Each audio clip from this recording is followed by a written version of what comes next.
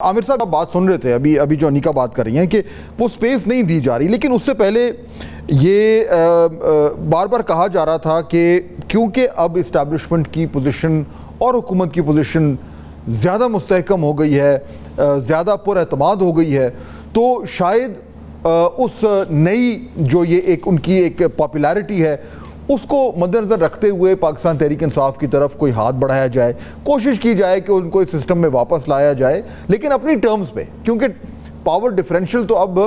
Clear ہو گیا ہے کہ اب پی ٹی آئی کی جو نیگوشیشن کی پوزیشن ہے وہ کمزور ہوئی ہے اور اسٹیبلشمنٹ کی گورنمنٹ کی بڑھ گئی ہے۔ تو ایک تاثر یہ تھا کہ شاید گورنمنٹ خود چاہے کہ وہ پی ٹی آئی ان کے سسٹم میں واپس آ جائے کسی بھی طریقے سے، لیکن عمران خان صاحب کی طرف سے اب یہ جو بیان جس کا میں حوالہ دے رہا تھا، اس کے بعد اب آپ بھی سمجھتے ہیں کہ کوئی گنجائش نہیں رہی، اور اگر کچھ ہونا بھی تھا تو اب نہیں ہوگا؟ فاتح صاحب، دو تین چیزیں ہیں۔ ایک وہ ہے جو چڑیا سٹھیائی بھی تھی، اس نے کہا کہ 6 تاریخ کو ان کو بطور وزیر اعظم اس سٹائل پہ بریفنگ دی گئی۔ ہم اس وقت میں نے اسی وقت ان کا پروگرام دیکھنے کے کچھ دیر کے بعد ٹویٹ کیا تھا کہ یہ بالکل جھوٹی خبر ہے اور کوئی ملاقات نہیں ہوئی۔ اسی دن رات 11:30 بجے میں نے ٹویٹ کیا تھا۔ پھر چیزیں ہم لمبا کر لیں، اگر پیچھے چلے جائیں تو بتا سکتا ہوں، لیکن اب تازہ ترین جو سچویشن ہے اس پہ آ جاؤں۔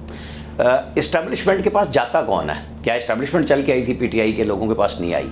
ان کے لوگ گئے، بیرسٹر گور، علی امین، اور وہ مسلسل رابطے میں بھی رہتے ہیں، اور منگل کو ملاقات ہوتی ہے علی ظفر، سلمان اکرم راجہ اور بیرسٹر گور کی، جس میں یہ توقع کر کے بیرسٹر گور گئے تھے کہ وہ کہیں گے کہ حکومتی نمائندوں کی موجودگی میں اور اسٹیبلشمنٹ کے لوگوں کے بیٹھے ہوئے مذاکرات کر سکتے ہیں، لیکن انہیں یہ تاثر ملا کہ ان کی اہلیہ نے اور بہنوں نے وہ کام کر دکھایا ہے جو وہ منت ترلا کر کے لائے تھے کہ خان کو کسی طریقے سے ریلیف دلوایا جائے۔ تو وہ سٹیٹمنٹ آ گئی کہ جی بالکل نہیں، ڈائریکٹ مذاکرات ہوں گے اور ویسے نہیں ہوں گے۔ اور اب علی امین گنڈا پور کی جو 2.5 گھنٹے ملاقات رہی اور ابھی انہوں نے پریس ٹاک بھی کر دی، تو اس میں تو انہوں نے واضح کر دیا کہ خان نے جو لائن دی ہے، کیونکہ یہ آخری چانس تھا کہ علی امین خان کو منا لیتے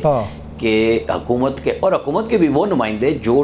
برسر عام آ کے نیشنل ٹی وی پہ کہتے ہیں کہ پی ٹی آئی کو پولیٹیکل راستہ دینا چاہیے اور لینا چاہیے پی ٹی آئی کو، کہ وہ نہیں کہ جو بالکل ہر وقت پی ٹی آئی کے خلاف بولتے ہیں کہ وہ بیٹھیں گے بیچ میں مذاکرات کے۔ یہ بھی بات خان صاحب کو بتائی گئی، لیکن علی امین نے جو باہر آ کے بات کی، انہوں نے کہا جو خان صاحب کا فیصلہ ہے وہی ہے، اور اگر انہوں نے ہمارے لوگوں کی ملاقاتیں نہ کرائی، ٹھیک نہ کیا، ہمارے فیصلے نہ کیے، تو ہم آئی ایم ایف کے ساتھ بھی مذاکرات توڑ دیں گے۔ تو اس کا مطلب ہے علی امین گنڈا پور، کیونکہ میں 2-3 لوگوں کے نام جانتا ہوں جن کے ساتھ علی امین کی ملاقاتیں ہوئیں، پارٹی کے بھی اور دوسرے بھی، کہ جنہوں نے یہ کہہ کے بھیجا تھا کہ آپ نے جا کے اور اس بات کو ٹھیک کرنا ہے، تو وہ جتنی سختی سے آئے ہیں، اس کا مطلب یہ ہے کہ خان صاحب نے نہیں مانا۔ اچھا، یہ جو مذاکرات ہو رہے تھے نا، انیکا بھی جو بات کر رہی تھی، میں اس کا بھی ریفرنس دوں گا 9 مئی کا، اس کے اندر بھی واضح طور پہ ان کو بتایا گیا تھا کہ اس میں معافی کوئی نہیں ہے، کیونکہ آپ نے معافی نہیں مانگی،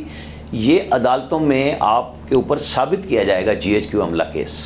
اس کے لیے ہمارے پاس ٹھوس ایویڈنس ہیں، یہ سماعت بھی نہیں رکے گی، اور جتنا عرصہ روکنی تھی روک لی، اور یہ تبھی آج دوبارہ سماعت ہو گئی، کل توشہ خانہ کی ہو گئی، یہ بڑے عرصے سے روکی ہوئی تھی اسی مذاکرات کے بیچ میں۔ اچھا، اب جب یہ انکار ہو گیا اور پوزیشن مستحکم ہو چکی، کل وزیر اعظم جو نارملی نہیں بولتے، انہوں نے بھی کھل کے کہا کہ جو 3-4 نمائندے ان کی عدالتوں وہاں پہ گئے ہیں انڈین چینلز میں، کیا ہم ان کو حکومتی وفد میں بٹھا کے رسک لے سکتے ہیں کسی ملک سے بات کرنے کا؟